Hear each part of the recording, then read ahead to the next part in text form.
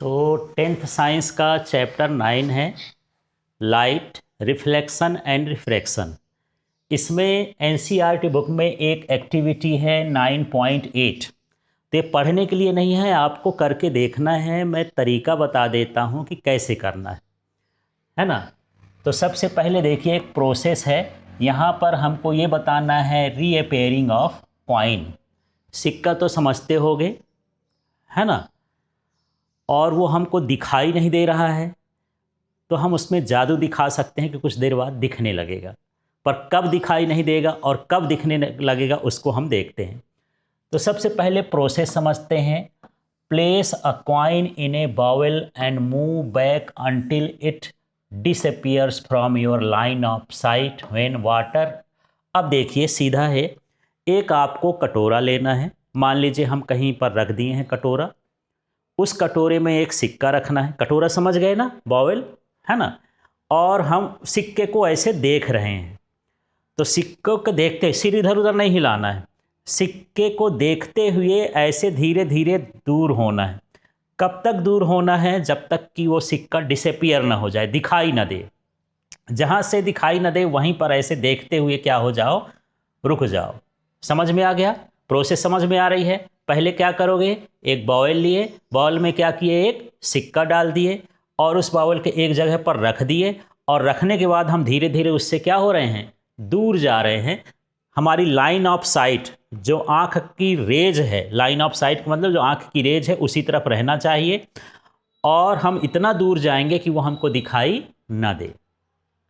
ठीक, क्लियर हो गया। अब आप वहीं खड़े हो जाइए, अपना सिर ना हिलाइए। अब आपके पास कोई दूसरा फ्रेंड हो, दोस्त हो, घर में और कोई हो, तो उससे बोलिए कि उसमें वाटर फिल करे। तो जैसे ही वाटर पोर कर दिया जाता है, the coin becomes visible again, है ना। आप यहीं खड़े हो, कॉइन नहीं दिख रहा है, लेकिन जैसे ही पानी डालेंगे वो कॉइन आपको क्या होने लगेगा, दिखने लगेगा। ऐसा क्या हो गया यार, पानी डालने से ऐसा क्या हो गया कि वो कॉइन दिखने लगा? ऊपर उठाया क्या कॉइन? कुछ तो हुआ होगा। तो उसको हम समझ सकते हैं कि ये रिफ्रैक्शन के कारण हुआ। किसके कारण हुआ? रिफ्रैक्शन। तो इस एक्टिविटी का कंक्लूजन क्या है? The water causes the light rays from the coin to be bend towards your eye. The coin appears slightly raised above its actual position, bringing it back into your view. तो जो वही है कि जो light rays है water में जब जाती हैं तो वो आपकी तरफ उन लाइट को बेंड कर देती हैं, जिसके कारण वो हमको अपीयर होने लगता है। यदि मैं इसका एक डायग्राम बना दूं तो आप समझेंगे। ये मेरे पास एक बाउल हो गया, ठीक है। और इसके अंदर हम क्या करते हैं, एक सिक्का भर देते हैं। ये मैंने सिक्का रख दिया यहाँ पास, ये सिक्का रखा है। अब इसकी जो सिक्के की लाइन ऑफ साइट है उसको देख लेते हैं। यदि मैं यहाँ पर जाता हूँ, यहाँ पर मेरी आँख है, तो सिक्का मुझे दिखाई नहीं देता है, ऐसा यहाँ, ठीक है। यहाँ मान लेते हैं कि ये क्या है, आई है। अब जैसे इसमें पानी भरते हैं, ये सिक्का मुझे कहाँ दिखाई देने लगेगा, इसका इमेज बन जाएगा। रिफ्रैक्शन के कारण इसका इमेज कहाँ बन जाएगा, ऊपर। अब ये सिक्का मुझे क्या होने लगता है, दिखाई देने लगता है, क्योंकि रिफ्रैक्शन के कारण ये लाइट जो है इधर जाके बेंड हो जाती है। समझ में आ गया? तो ये कहला गया कि किस तरह से डिसअपियर्ड कॉइन हमको अपीयर होने लगता है वाटर को पोर करने में। एक्टिविटी समझ में आ गई। अब हमारे पास जो नेक्स्ट एक्टिविटी है वो है 9.9, refraction through the glass slab. तो ग्लास स्लैब का रिफ्रैक्शन देखते हैं। पर ग्लास स्लैब समझ में आ रहा है आपको, क्या है ग्लास स्लैब? तो चलिए यहाँ पर देखते हैं रेक्टेंगुलर ग्लास स्लैब से रिफ्रैक्शन को कैसे समझेंगे। और यहाँ पर जो टॉपिक है वो 9.3.1 है, ठीक है। तो इसके लिए क्या करेंगे, सबसे पहले मैं डायग्राम ही खोल दूं तो आपको ज़्यादा अच्छा समझ में आएगा। और जब भी आपको लैब में जाने को मिले, आप इसको ज़रूर करिएगा, इस प्रैक्टिकल को, और आसानी से ये प्रैक्टिकल हो जाता है। यहाँ पर हमको करना क्या है, एक सबसे पहले वाइट पेपर लोगे। क्या लोगे? White paper. ठीक है, वाइट पेपर को एक पिन बोर्ड में लगा दोगे। पिन बोर्ड क्या होता है? एक तरह का बोर्ड ही होता है जिसमें पिन आसानी से घुस जाती है। इसमें चारों तरफ से क्या कर दोगे? पिन को फिक्स कर दोगे। ठीक है, फिक्स करने के बाद आप एक काम करना, ये ग्लास स्लैब मान लो, ये ग्लास का बना होगा, हालांकि ये मेरे पास अभी प्लास्टिक है, तो इसको क्या मान लोगे? Glass slab. इस ग्लास स्लैब को थोड़ा सा, ये पेपर को ऐसा कर लेता हूँ, ग्लास स्लैब को आप क्या करेंगे? इस तरह से इसको रख लेंगे। ठीक है, रखने के बाद चारों तरफ इसमें लाइन खींच देंगे, मार्किंग कर लेंगे कि कभी हिले डुले तो आप उसको उसी पोजीशन पर क्या कर को रख सको। समझ में आ गया? क्लियर हुआ? सबसे पहले क्या लेना है? एक वाइट पेपर लेना है, पिन बोर्ड लेना है, पिन बोर्ड से चारों कोनों पर इस पेपर में पिन लगा देना है कि पेपर हिले डुले ना। इसके बाद आपको ग्लास स्लैब लेना है, रेक्टेंगुलर ग्लास स्लैब, और उस ग्लास स्लैब से भी क्या करना है? मार्किंग कर देना है। मार्किंग करने के बाद इसमें जो है एक ये परपेंडिकुलर खींचा है, डैश डैश लाइन, यहाँ कहीं आप क्या करेंगे? परपेंडिकुलर खींच देंगे। परपेंडिकुलर खींचने के बाद आप एक इस तरह से लाइन खींच देंगे, यहाँ पर एंगल बनाते हुए क्या खींच देंगे? लाइन। और उस लाइन में दो खड़ी खड़ी क्या करना है? पिन गाड़ना है। इतनी प्रोसेस समझ में आ गई? इसको रखे रहने दोगे। इसमें एक परपेंडिकुलर साइड में खींचोगे जो नॉर्मल का काम करेगा, उससे एक तिरछी लाइन खींचोगे जो इंसिडेंट रे का काम करेगी। उसमें आपको खड़ी खड़ी क्या करना है? पेपर पिन आती है ना, पेपर पिन समझ में आता है, वो पेपर पिन को गाड़ दोगे।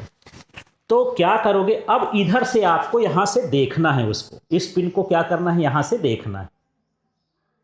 तो दोनों पिन यदि सीध में दिख रही हैं, ऐसे करके आप देखोगे, दोनों पिन यदि सीध में दिख रही हैं तो वहाँ पर एक पिन को क्या करोगे? गाड़ दोगे।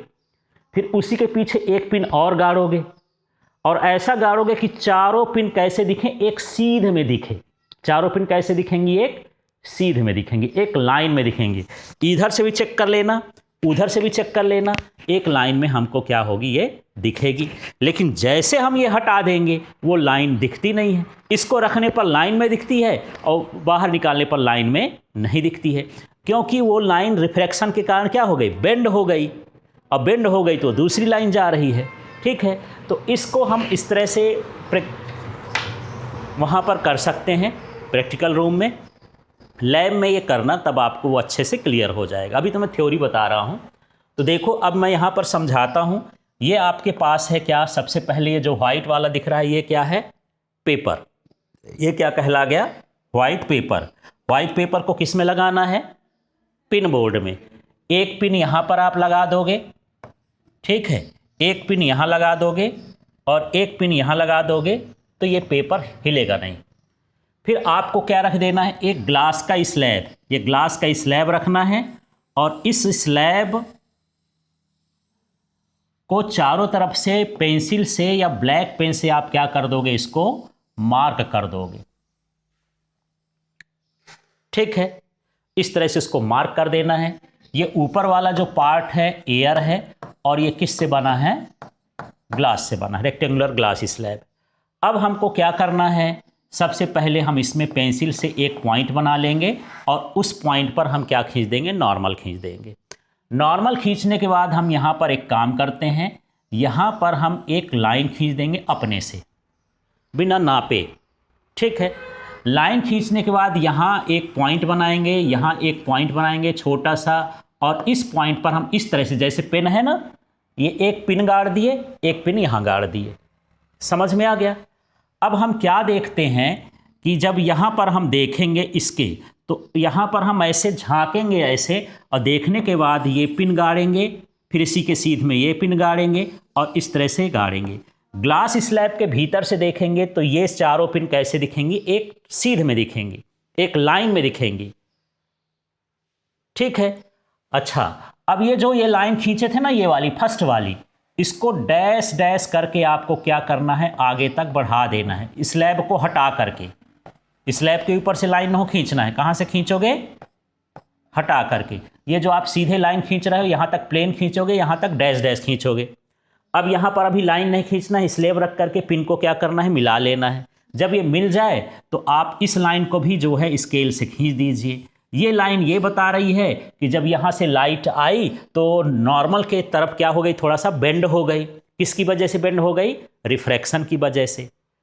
ठीक है। अब इस लाइन को जाना चाहिए था इधर, पर ये चली गई इधर। यही समझो कि आप जो है एक नदी को पार कर रहे हो, नदी ऐसे जा रही है, पानी इतना इतना है, नदी चल रही है, ठीक है। आप चाहते हो कि मैं सीधा सीधा पार हो जाऊं, लेकिन उसके बहाव के कारण आप थोड़ा क्या हो जाते हो, डेविएट हो जाते हो, तिरछा हो जाते हो। बस यही चीज़ है कि ये क्या हो गई, थोड़ा सा क्या हो गई, डेविएट हो गई। तो यहां पर देख रहे हैं ये जो है ये क्या कहलाया, इंसिडेंट रे, ठीक है। ये वाली क्या कहला गई, हाँ रिफ्रैक्टेड रे कहला गई, ठीक है। और एक ये वाली रिफ्रैक्टेड रे, ये जो ऊपर है मीडियम में, वो क्या कहलाई, रिफ्रैक्टेड रे। और जो मीडियम से बाहर जाती है ये वाली का कहला गई इमर्जेंट रे। समझ में आ गए तीनों रे। जो बाहर है वो क्या कहलाई, इंसिडेंट। जो ग्लास स्लैब के भीतर रहेगी वो क्या कहलाएगी, रिफ्रैक्टेड रे। फिर जो ये बाहर निकल रही है ग्लास स्लैब से वो क्या कहलाएगी, इमर्जेंट रे। ये क्या कहलाएगी, डैश डैश वाली, ये भी क्या है, इंसिडेंट रे ही है। ये भी क्या है, इंसिडेंट रे का डायरेक्शन है।